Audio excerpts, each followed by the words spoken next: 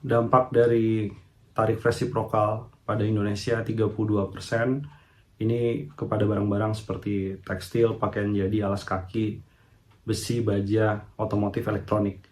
Ini adalah produk-produk yang paling terkena dampak dari adanya tarif pembalasan atau resiprokal dari Amerika. Nah, sektor-sektor ini sebenarnya sumbangannya kan cukup besar dari sisi penyerapan tenaga kerja. Jadi yang harus diantisipasi, misalnya pakaian jadi, kemudian alas kaki, itu ekspor tujuan Amerika cukup besar, terutama dari brand-brand internasional. Sehingga kalau terjadi kenaikan tarif yang mengakibatkan permintaan bisa turun untuk pasar Amerika, maka imbasnya adalah penurunan order atau efisiensi terhadap tenaga kerja di Indonesia. Yang ini harus dimitigasi segera karena bisa menyebabkan efek dari PHK di sektor padat karya berlanjut.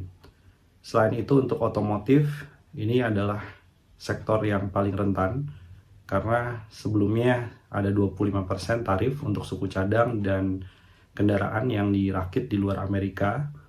Sementara Indonesia terhubung dalam rantai pasok global di sektor otomotif.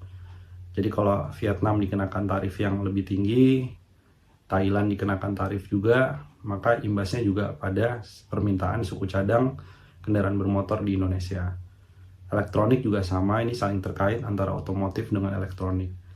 Karena itu, efek yang harus diantisipasi tentunya adalah pelemahan nilai tukar rupiah. Ini terus berlanjut, pelemahan nilai tukar rupiah, dan butuh segera intervensi dari Bank Indonesia untuk melakukan operasi moneter dan juga melindungi sektor-sektor usaha yang terdampak itu dengan melakukan penyesuaian suku bunga sebesar 50 basis poin. Sehingga suku bunga kredit untuk usaha yang terdampak itu bisa direlaksasi.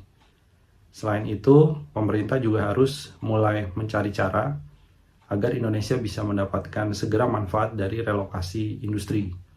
Karena relatif dengan tarif Vietnam, kemudian Kamboja, Indonesia memang dikenakan 32% tarif resiprokal.